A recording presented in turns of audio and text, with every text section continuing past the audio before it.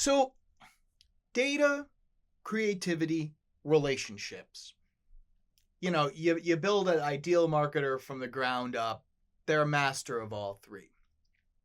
Historically, often, organizationally, they end up in different departments, or in different cliques or in different whatever. They are not typically, institutionally blended together, or at least not in a lot of places.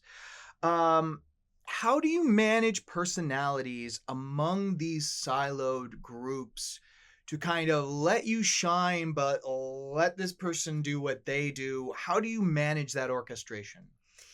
That's a great question.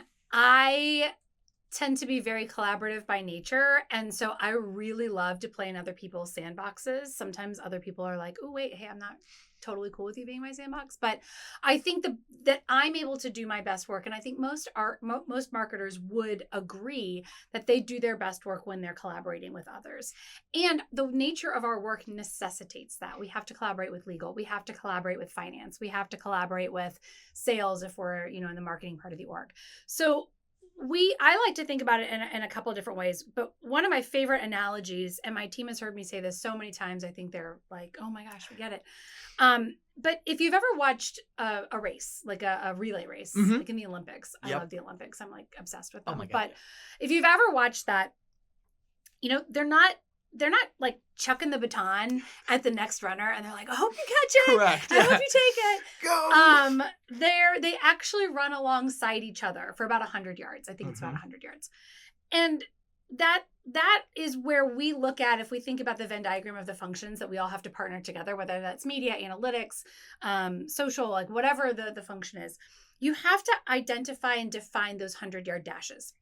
And that's where the teams need to come together, and you kind of take off your particular hat and you think about solving the problem holistically, but you work together, and it's a gray area.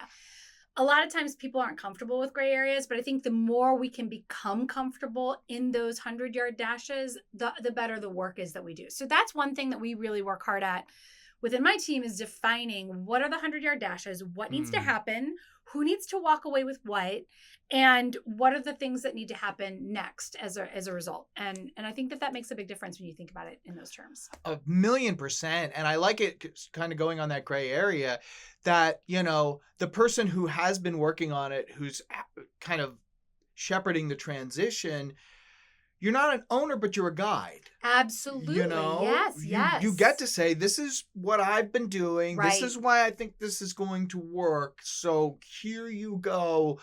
Here's a watch out. Yes. So you have that feeling of ownership, but it's not mine. Correct. Yeah. I love that idea that it's ownership, but it's not mine. I often think of, like, if you're writing, those like Mad Libs things, or like people like right? And you hand it to the next person. Like, if they don't have the context, if they don't understand what you have been thinking about or what you have been bringing to the table, then the story gets very disjointed, and or sometimes in our parlance of when we're like putting a presentation together, we call it a Frankendeck, right? Because it's like, oh, you can tell where this person came in and put theirs in, and then this person came and put theirs in. So I think it's also about, bringing it back to that race analogy. It's about like understanding the entire course before you can really understand where those handoffs are. Also, because I'm a lover of mixed metaphor, I'm gonna throw another one in here. Really hoping you would. I just can't stop myself. We also think about it as like, what are you bringing to the table? Yep. And so if you think about like a potluck, everybody kind of needs to know what they're bringing to the potluck. If you don't plan it out, you might end up with, like, I don't know, like somebody brings Baja cuisine and somebody brings Italian. Like those two might not go together. 8 desserts and an appetizer. I mean, I would go to that. I was about to say that's a terrible. But if everybody brought, I don't know, so salads, 8 salads. Let's go with 8 salads. Sure. You need to know what you're bringing to the party. You need to know what you're bringing to the table. And I think that is oftentimes, we don't include enough of that visibility, whether you want to call it the visibility of the race course, whether you want to call it the visibility of the potluck menu. We don't give that visibility to the entire team. And then it becomes very difficult and very obvious in the outcome that nobody was fully on the same page.